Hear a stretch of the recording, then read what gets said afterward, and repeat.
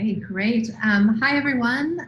Welcome. If you're just joining us for the ASU GSV Summit, I'm Julia Stiglitz. I'm a partner here at GSV, and I'm thrilled to be moderating this panel discussion on fixing higher ed's broken transfer system. To help frame the discussion and to level set, there's 38% of U.S. students transfer schools during their first 6 years, but in the process lose 43% of their credits. This has a disproportionate impact on lower income students and minority students, and all of this is likely to be exacerbated with COVID, as there's going to be a lot more mobility. So with that uplifting thought, I'm thrilled to have this distinguished panel to help us understand the problem and also to help us think about how we can make it better. So we have Paul Freedman, president of Guild, Ted Mitchell, president of American Council of Education and former deputy secretary of education, Aaron Rasmussen, CEO and founder of Outlier, and Josh Pierce, CEO and founder of Acadeum. Welcome. Thank you, everyone, for being here. So I want to start by level setting around the current situation. So why is our current transfer system so problematic from an equity standpoint? And I'll start with Ted. It's a great question. Great to have everybody on with us today. Terrific conversation that we're about to have. The equity concerns really come from the general flow of students to and through college. Lots of students start their college careers at community colleges. In fact, half of all college enrollees are in community colleges. And for those who want to move on to a bachelor's degree, they're putting their transcripts on the block for evaluation. Those students tend to be disproportionately minority, first generation, low income students. And so they're in an exchange in a disproportionate way. And so anything that doesn't work in the transfer system disproportionately affects the students who we're concerned about, all students, but the students who've been underserved by the system. And does anyone want to add anything to that? Yeah, and I would say that the nature of the effect, the fact that, as you mentioned, 43% of credits don't transfer, means that people end up having to take something like an extra semester, extra year of classes. And when you're talking, that also has an equitable effect because it adds cost to the system, specifically to the students for which cost is the biggest barrier from completion. So it's both the percentage of students who it affects and the nature of the effect that causes inequity in the system. And Aaron, what about from an innovation standpoint? You started Outlier about 2.5 years ago. Your company sort of sits at the heart of this issue in many ways. What has your experience been as an entrepreneur trying to develop something new within the system? It's transfer credits are tricky. They're one of those things where not a single college can guarantee that their credits transfer. That includes Harvard. Harvard is worldwide the best brand in higher education, and they cannot guarantee that their credits will transfer. Not only can they not guarantee that it'll transfer to another top 10 or top 100 school, they couldn't guarantee that it'll transfer the 2000th school, because it's really up to essentially burdening department heads and instructors at these various schools to individually analyze these courses, which, there's a huge problem from a student perspective, but there's also a problem from just the amount of time that it takes out of, very busy professors' days to go through these. And they really do look at them. It's been fascinating with Outlier because, we have a relationship with the University of Pittsburgh, and our credits come from Pitt, ranked 57th, excellent school. In general, transfers pretty easily, but many times our students will get the syllabus before they take the class and get it cleared with their school beforehand.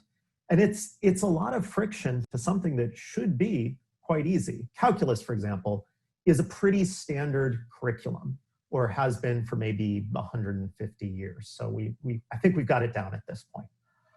Now, I'm actually a transfer student myself. So while I was attending Boston University, I went to a community college called Diablo Valley College in the East Bay, and it was fantastic.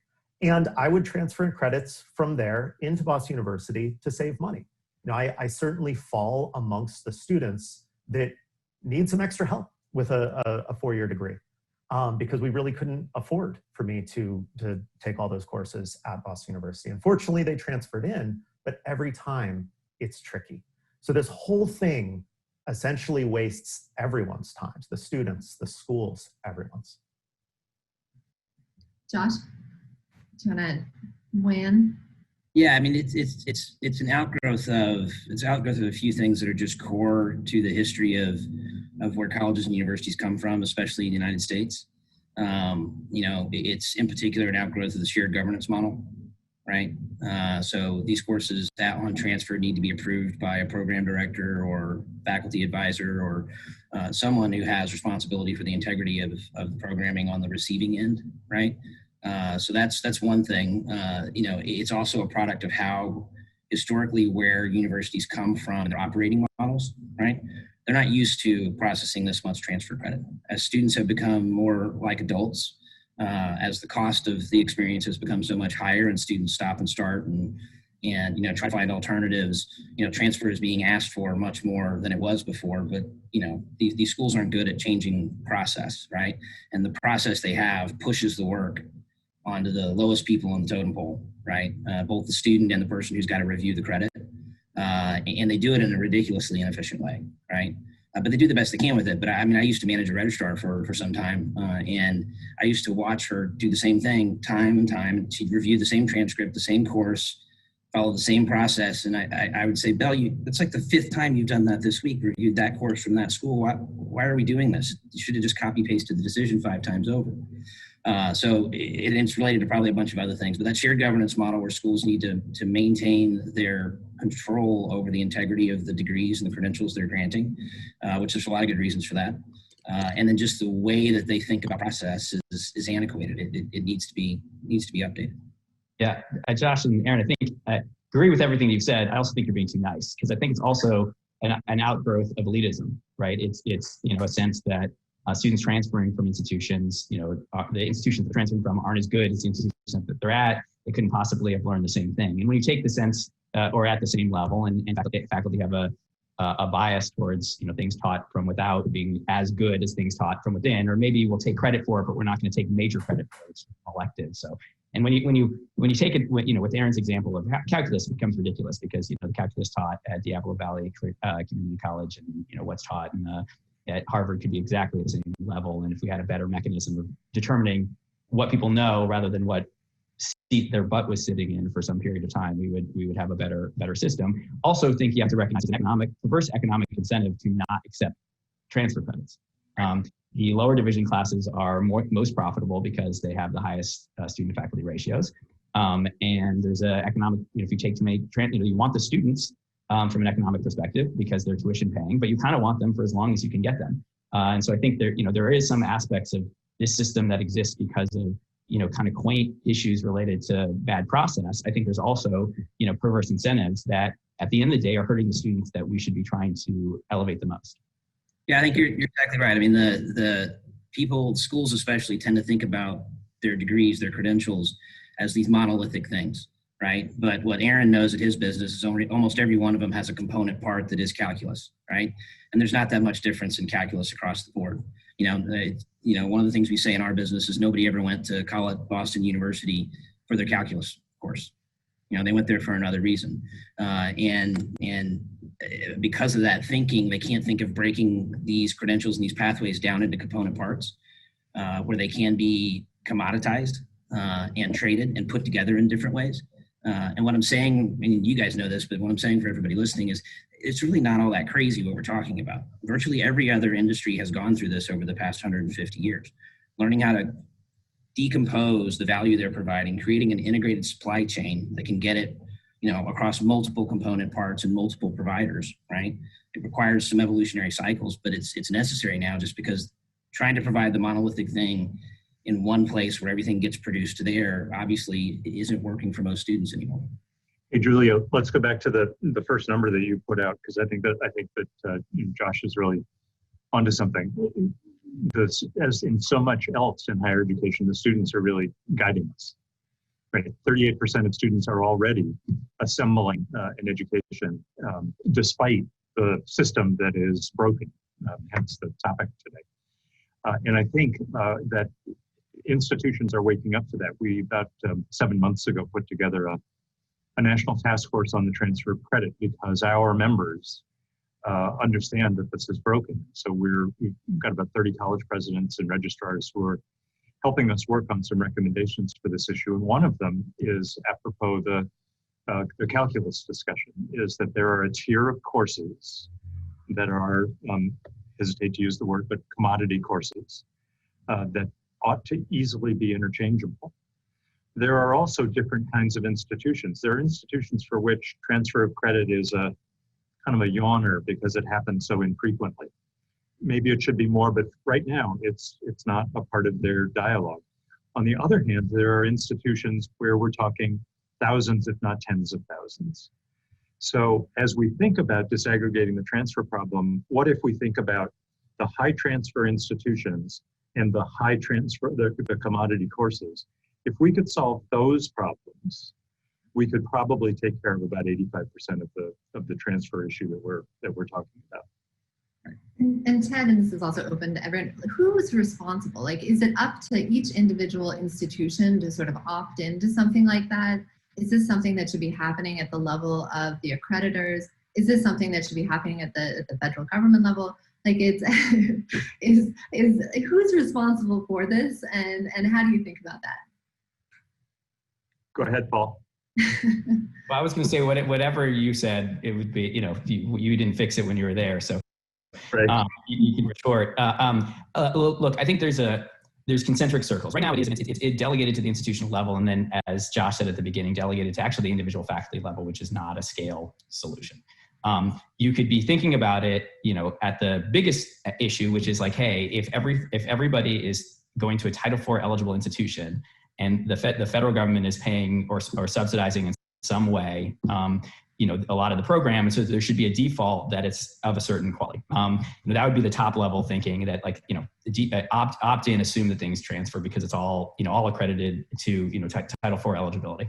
Now, people will argue rightly that there's differences between accreditors, national and regional in particular, and so maybe there's a divide there, which at least puts you in a situation that if you're accredited, at the same regional level, maybe that that there should be more of a default. I think in this, I'm not the first to say this, I think Third Way did a piece on this, but I think the idea that within a individual accreditation region, all accredited by the same organization, with the idea that they're at the same standards, they've gone through the same process, they get this, that in those regions, credits don't transfer by default, kind of at some level begs the question, what does accreditation actually mean? Because if it doesn't mean some bar of quality, then what's it in place for? And I think the reality is, the reason why it doesn't exist that way is because accreditation isn't that standard bar of quality. If you look, Liberty University and Duke are accredited by the same accreditor, but Duke's not going to accept every credit that you got from Liberty University without a different review because they don't consider themselves peers, right? And so the reality is, because we don't have a system that provides any basis of comparable quality at the federal level, at the accreditation level, the only mechanism is the individual choice. And we get into some of the scales issues we talked about before.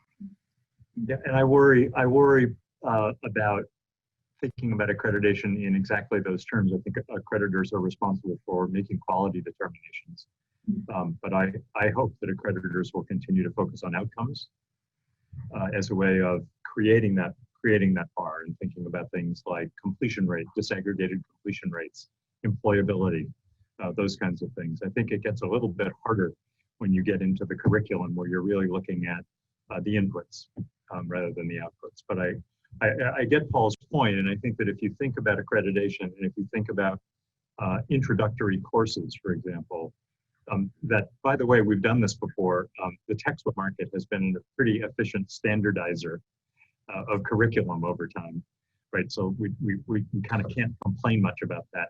But I think that there may be an opportunity to use some of the accreditation architecture to be able to create commonality of credit transfer on some of the introductory courses. I think, oh, sorry, go ahead, Josh. Go ahead, I was just going to say, Ted brought up a good point there and earlier, which is just where do we sort of draw the line between these introductory courses? They're essentially giving students the tools they need to succeed in a degree. You look at calculus, you look at physics, you just need to know these things for your degree. But then we have this other set of courses where I think colleges specialize in many ways, where in the pursuit of their actual degree, these upper level courses, I think there's a pretty good argument that those don't transfer as easily. You know, that's part of their individual offering. You know, with Boston University, for example, and obviously this is the example that I have because I went there. You know, I was very lucky to have Marguerite Beitka as one of my professors in computer science. She happened to like machine vision, something that I really enjoyed. I ended up building a robotics company partly based in photogrammetry on machine vision that I learned at BU. It happened to have a competency there. Now, I think that we should be careful, and this is me sort of being my own devil's advocate, I guess, where we want these introductory courses to be easily transferable. Maybe it's within the regional accreditation region. Maybe there's a difference between these introductory courses. We had our calculus course looked at, which is given, right now it's 3 credits from Pitt. We had it looked at by a state school who said, this is fantastic, but this is a 5-credit course for us. So, you know, it's a much more difficult course than what we're looking at. So maybe there's a way to vary the number of credits to help express if somebody's packing more information into a series. And a calculus 1, 2, 3 series can be split up a few different ways. So the way we think about it is we like to focus on these introductory toolset courses. And then the upper level ones, we want to retain diversity in them. You want computer scientists coming out with a love for machine vision, like I have, and others with a love for deep learning. So we end up with more innovation overall at the societal level. I'm curious for you, Ted, because you've been sort of on the ground working with this, with ACE. You know, what is the sort of pushback that you felt, if any, or is there sort of a tidal shift at this point saying, hey, maybe it is time to specialize with what we're great at teaching, and the intro courses become more, for lack of a better word, commoditized? I think that there is a shift, and we had in fact just tremendous willingness among our membership to sit on this task force and work for, it'll be a year, to come up with these recommendations. So there's an appetite for a solution, and earlier in our COVID experience, in really an unprecedented fashion, all 6 of the big presidential associations, AAU, APLU, Association of State Colleges and Universities, the independent colleges and universities, community colleges, and ACE, all signed a joint statement saying that COVID was introducing new kinds of mobility. Students who were at home who were going to take courses at their community colleges, students who were going to take unaffiliated courses, Coursera courses, for example, edX courses, who were going to be bringing new things back to their home institutions, and a real appeal from the presidential associations that institutions take this seriously. But going back to a point that Josh made, I think that the big pushback is really on the core issue of shared governance and the faculty's determination that they really are in charge of in that format. They are in charge of the curriculum. Now that doesn't mean that was the registrar Bell. It doesn't mean that Bell couldn't have batch processed 5 transcripts from the same institution with the same thing. So what are the mechanisms, and this is another thing that the task force is taking up, what are the mechanisms that we can use to declare authenticity and quality assurance around an institution delivering a course to a number of students so that all of those students just get a button pushed? And so, we're very excited. We're running an initiative with the Department of Ed on blockchain. We think that blockchain is one of the repository tools that we can use to make that kind of transaction more seamless, so that we can batch process what may still be individual decisions. And then you look at institutions like Arizona State that really are in a totally different world, where they are now making determinations on credit transfer for thousands of students within a 24-hour window. And they've been able to do that by coming to an understanding of the equivalencies between a wide variety of courses that are on offer across the country and their own curriculum map. So I think we're getting, sorry to take so much of airspace, but I think, Aaron, we're getting there, and there's more willingness than I've ever seen. And you mentioned a few times this sort of notion of quality and getting some sort of common understanding of what quality is across institutions. I'd love to hear other people's thoughts on that. Like, how do institutions develop that shared sense of quality, and what are ways that could look like in the future? I mean, I think they do it. You know, what's really important to institutions is their sense of what peer group they're a part of, right? And I mean, as I forget who mentioned that, SACS accredits both Duke and and North Carolina community colleges, right? Those aren't peer groups. They don't see themselves as peers, right? And so what's happening today is at a really low level, really low network level, they're only treating these things the same if they can as coming from a peer group, right? So they not only review the course when they went on transfer, they'll review the school, the grading rubric, they'll go through a lot of those things. And the schools, in really understanding who their peers are in a really imperfect position for being able to do that, right? So, it's just pointing out another one of the problems here, things to fix. If I could be so bold, as opposed to working from the top down, I think marketplaces are actually really good at solving problems like this. They don't solve them all at once for everybody, but they do start to solve them in a more efficient way. I know, Paul, you believe in that, and to some degree. I don't mean to put words in your mouth. But I think when you think about getting folks into a position to make better decisions today than they made yesterday, not the fundamentally objectively right decision for all time, but just a better, more efficient decision today than you did yesterday, right? Because if I'm Bell, and I really hate to be beat up on Bell, because Bell is actually a really great registrar, but if I'm Bell, I can only Google and look so many times, right? And then I stop and I top out. Just like the student can only actually look for this course so many times before it's too much work for them to go and try to do it. If you can make those things more efficient and let the marketplace solve the problem, but still leave the people on the front lines of the decision in control of their autonomy and the quality of the decisions they're making, over time, I think you'll see it come to a much more efficient decision. And then you're not from on high saying, this is the best version of calculus, right? You're just be able to observe, well, this is the most tradable one, right? And if you want it to trade a little bit better, you move a learning outcome a little bit here, a little bit there. Can I add to that, Josh? Because I think that one of the tools that we haven't used, that machine readable transcripts are going to be important in all of this. And our colleagues at Parchment have been working on this. Our colleagues at Credley are working on this. But the other way to think about this is which calculus classes help the students achieve success in the next calculus class. Yeah.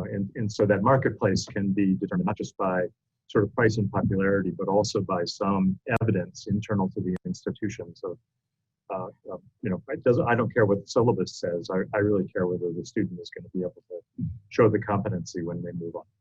Yeah, if we could produce degrees like Toyota produces cars, where you manage by exception within tolerances, right? Yeah. Then you could do that. And you're not shifting the work to every time needing to review something. You could, as long as things stay within a tolerance, you move on to the next problem. You don't worry about it until it gets out of control. Yeah. And I think that works in a world where you have the kind of data that we're imagining, right? So and I think that it's absolutely what fundamentally matters is, a shift towards what are the outcomes with everything that's happening in education, including at the individual course or competency level. So in order to do that, we have to have data on how people do perform better at the next calculus class, how they perform better towards degree attainment, how they might perform better in their long-term career and life aspirations. Obviously, in a world where we don't have perfect data, we rely on other proxies. I worry a little bit, Josh, about the proxy and peer group. Just back to the Diablo Valley Community College version of calculus could be just as good, if not better. And I think the peer group allows you to drive back towards the kind of the elitist notion that we're only going to accept the things in the like institutions, and particularly if we're talking about a mechanism to open up access, students who have can't necessarily afford 4 years of an education at a certain expense, might start at an institution that's never going to be in the peer group, but they learn just as much. And I think the reality, in addition to the kind of things that I think we've talked about here, which I do think are the pathways of solutions, thinking about dividing the problem between the high velocity classes and the high velocity institutions, sort of starting to divide the problem space so you can start working on solutions. The other area that I would include in that is looking away from the course as the unit and moving towards the competency as the unit. The thing is that courses are very fragile, right? Like course titles change, very frequently, often by faculty desire. What's more static is what somebody actually learns in those classes. And there has been work, like Weechie did some work on the competency-based passport, which was a mechanism that institutions came together that agreed on a set of competencies, and it would be those competencies, in the classes that ultimately transferred for like to like, which allowed for more interoperability into the problem. I worry a little bit. I generally do believe that the best way to solve these problems is not top down by mandate, that they eventually will be solved by the kind of market forces. I worry a little bit, though, that we don't have the fundamental data or the competency architecture to expect that solution is just going to automatically appear.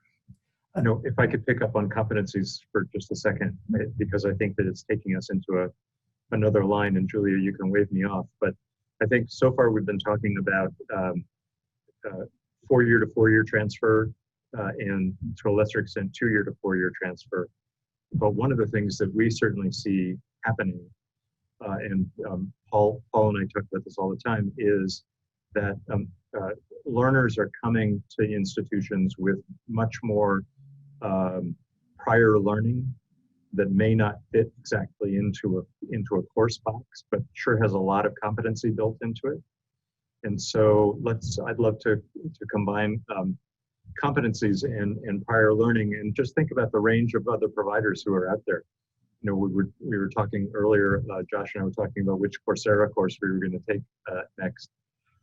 Coursera courses are becoming a part of what students present when they come to college. We need better mechanisms for doing that. We do a 500,000 transcripts a year for veterans who are leaving military service. And our job is to translate their military learning into course credit. And it's wrestling competencies into the, Paul, to your point, into a course box, when really if they stood alone, it would be so much more straightforward transfer. Have you seen examples of schools doing that well? Because there is this burgeoning of new educational resources like Coursera.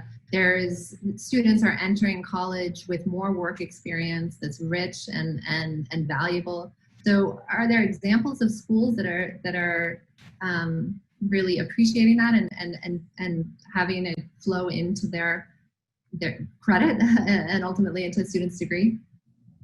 Yeah, I mean, I think we mentioned some, like, a lot of the high quality scaled online nonprofit providers are doing this as well as anybody's doing it. So the SNHUs and the ASUs and the WGUs and the Brandmans and the institutions that have been early on competency based models are doing this better. I think. No one's doing it as well as they will need to be doing it, because the learner of the future is the working adult learner who will come in with a lot of experience in their, in informal settings, formal settings, maybe with transfer. And so if we're sort of slow to tackle the problem when 38% of people are transferring, and that data, like Ted's suggestion, is about transferring from 2 to 4 year, 4 year from university to university. When we start to blow the problem up of saying, where are people transferring with education that is worthy of credit? That problem becomes much bigger, and it's only going to increase. And so, I'm heartened to hear the progress that that folks on this call are making in terms of pushing this forward. I would only say that we can't let off the urgency, because this problem is only going to get more severe, and because, as we started, the victims of the broken system are. It's not the Bell who's having to do work in Google. It's the student who's having to take 43% more time to complete their degree, and maybe doesn't complete their degree because they don't have that extra dollar to make it to the course. So that's the victim here, and that's the student that we need to be serving the most, and is the student that there's going to be more of in the future. Going. So I'm heartened with the progress, but we need to keep people pushing forward. This is where I just have to throw a little monkey wrench in. which is just, you know, the concept of competency and of learning something may not be as simple as somebody having the knowledge to do well on the next exam. You know, this is something that comes up with some frequency. For example, we have psychometricians that we work with to make sure everybody's extremely competent in the knowledge, but we also ask, did they enjoy the course? Are they interested in learning more of this? And I think that is something that we do run a little risk of losing in a pure, you know, unless we all get together and sort of think very clearly about what competency means. And I think this is one of those areas where the course model actually has a little bit of benefit, because, you know, through sort of the accreditation, et cetera, you have these individual professors that are not just instilling knowledge, they're also instilling sort of curiosity and a passion for it.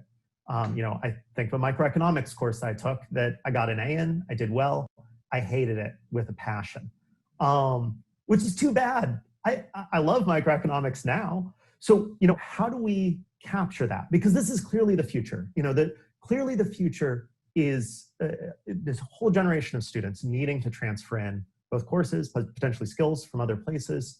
You know, how do we avoid losing that special thing that you can gain in getting a degree, which either causes you to pursue a whole career based on your area of study, or pursue a career diametrically opposed to it because you learned very fully how much you didn't want to do that.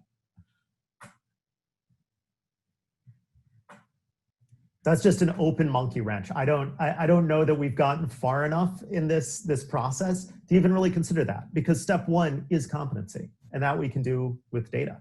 And if we don't have competency, well, then it's not worth discussing the rest of it. You don't want an incompetent person who loved the course. It's a great question. Like, if we're pushing courses or calculus to be more of a commodity, what if it becomes just a commodity and it doesn't have the sort of inspiration and how do others think about that? Yeah, I think you pick it up with where Ted was going before, which is like, ultimately what matters is, it really doesn't, you are right, Aaron. Like, it's not only did you learn the things that you learned, it's sort of what you did with that knowledge. And I think with more data, you'll pick up what you did with that knowledge, because passion, as a curiosity, like love for a subject, is going to make you more likely to be successful in that subject in the future. So I think you pick up some of the things that aren't specifically like the content knowledge, if we start to focus on the data on the outcomes. But it's easier to track that when you break it down to a competency level, as opposed to when you say, calculus 101, because it's called calculus A at a different college, right? And as you mentioned before, it's 5 credits in one place and 3 credits in another. It's easier to break it down to a particular calculus principle, which I don't remember them anymore because I wasn't very passionate about the subject. Yeah, I mean, I think it goes back to something that Aaron pointed out after we first started talking about commoditization, which is if you commoditize everything, right, then the degree, the brand, the credential, whatever it is, you've hollowed it out. It's not worth anything, right? And when you look at supply chains, they don't commoditize everything, right? But they have to commoditize portions of the system so that they can focus on where there is real value. So, to go back to the example from before, my Toyota truck, 70% of it is made by somebody else. I don't know who that is, but I trust the brand of Toyota that this truck's going to last me for 15 years. And it's got some special things on it. It's got 4-wheel drive. I don't need 4-wheel drive, right? And I'm going to get a great experience out of it because I got 4-wheel drive about twice a year, right? So there are opportunities to really enhance my experience of the thing and what I can do with it that come from at least for me anyway, the non-commodity parts. But you've got to commoditize something in order to specialize on the thing that actually, at least, is of value to me or whoever your end customer is. And I think where the passion comes in is that if you're sitting at the intermediate and advanced level of a discipline, and you're finding that the teaching of the introductory courses are leaving people passionless but competent, then you're going to know that. That's going to be a part of what you see. And so you're going to change that supply. You're going to deprivilege a bunch of institutions, and you're going to privilege a bunch of institutions that for whom you've got better intermediate outcomes. I think Josh also touched on a really important point around signaling, which is there still will be a very important role for institutions who are putting these more complex containers together and saying, we are putting our label on this, we're putting our reputation on this, because it's the signal of the degree that helps open up the labor market effects. Because the employers don't have the time to give you an assessment on everything that you should have learned in school, and they will still rely on signals. Although I'd argue that higher education's monopoly on signal might be opening with companies like Google and Facebook and others offering their own kind of credentials. But that label is important, and this will be the tempering function here, because institutions need to be sure that as they're trying to be more student friendly and accepting credits from multiple places, they're still ensuring that a student who leaves them with their credential needs to be of high quality, because otherwise ultimately their reputation will decline, and then they won't, the signal won't have value. So as we talk about marketing forces, like that's the forcing function that exists that will ensure that people don't go too far in terms of just accepting credits from anywhere. One thing we haven't talked about yet is I think that there's an opportunity for especially smaller institutions to take advantage of the growing marketplace of educational opportunities to enhance their offerings. So having been a president of a small liberal arts college, there were only so many things, even if we wanted to make everything that we did, there were only so many things that we could do. But our students come with just a wide range of things that they want to do, study, be. And this new opening of especially non-institutional providers of education really will enable small colleges, if they just think about transfers in a different way, to offer a universe of catalog opportunities through whether it's other institutions that are operating online, or whether it's the edXs and the Coursera's. But there's just much more room now for institutions to expand their offerings, no matter where they are, no matter their size, their denominational affiliation, however you want to think about it. Yeah, this is very much in line with what you offer. Yeah, I totally agree. I mean, we've seen that in our business, that we work with about 300 colleges and universities of every category, every type. But in terms of those that are really have been able to be the most innovative in terms of participating in networks where not everything has to get produced locally, both to get students the basic commodities that they need, but also to develop new programs and free up the resources to do that, has been the private colleges. And some combination of they have more autonomy than schools that are part of a system, right? And or who are living by both public and private mandates.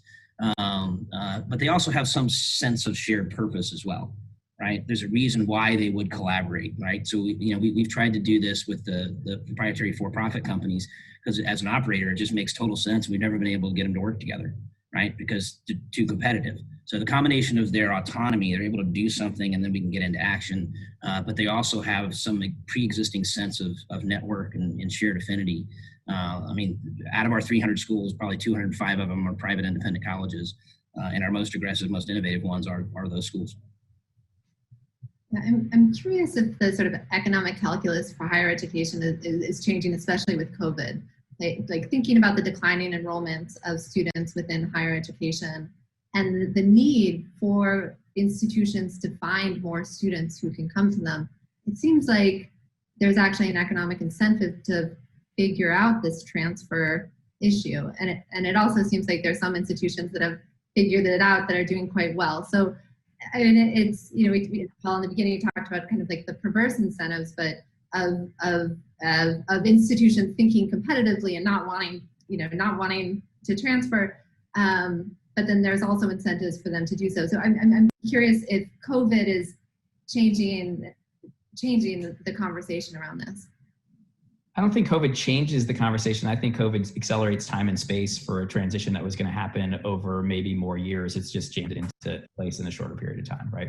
And I think the question is exactly right. The demographics going forward don't support an institution that focuses on what was the traditional college student, the 18-year-old out of high school who didn't go to another. As we go through it, like that student doesn't frequently exist anymore.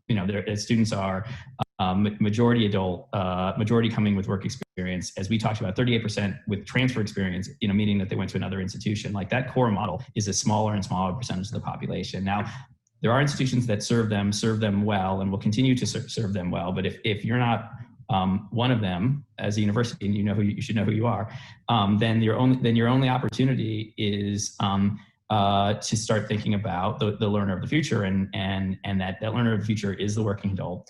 It is the person who's going to have a life that involves formal and informal education beforehand. And if you can come up with a model where you can at scale be serving those institutions, that learner, you are where the puck is going in education. And I think COVID has demonstrated the need for that more. It's happening faster, but it hasn't changed the fundamental dynamics of the shifts that were happening in the market.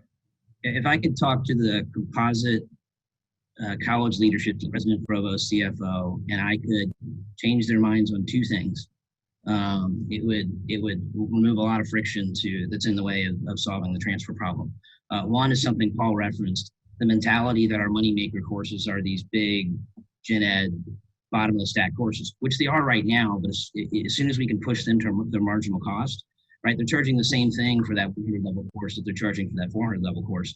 And Paul and I both know the marginal cost of doing that is about $20, but they're charging $1,500 for it. So as soon as we can push them to the margin on that, they won't be able to say that anymore. And the second thing is this mentality of lifetime value of the student, right? I don't want them to transfer that in because I want to give that to them myself, right? Which I don't even have time to go into why that is so fundamentally wrong. So it's such a fundamentally wrong idea when you're living inside of an academic calendar that's finite, right? Like it's like running a route of plane, a route network of planes. You ought to be focused on load utilization. You shouldn't be focused on lifetime value of the student. And you're not going to win with that mentality either. Whoever does become the Toyota of higher ed is going to run you out of business if you continue to think that way. If I could convince them of those two things, it would flip their behavior on how they think about transfer credit. But I've also tried for 10 years, and I'm still fighting an uphill battle on those two things. My final question to close is just what makes you optimistic heading into the future that this is going to change? This is for everyone. Well, so I've talked too much, and I'll say it and get out of the way. As an entrepreneur in this time in education, it is super fun. Everything is broken, right? The analogies for these types of problems, if you can just abstract to where they've been solved before, are just plentiful. It is the funnest time in the world to go to work on solving these problems and building businesses or organizations around it. So I think to Josh's point, actually the bottom up is what makes me optimistic. This new generation is just very socially active. They're figuring out, how do we transfer credits in? How do we get an education despite what's happening? And they want to learn. So not only are we seeing it in our students saying, okay, like, what do I need to get this thing done? And that's going to, I think, mean that institutions listen because these are high quality students. Secondly, we find some really nice stuff from the inside as well. We've gotten student advisors contacting us and saying, hey, I send my students to a local community college because we don't offer that class over the summer and I want to keep them on track. Right. And these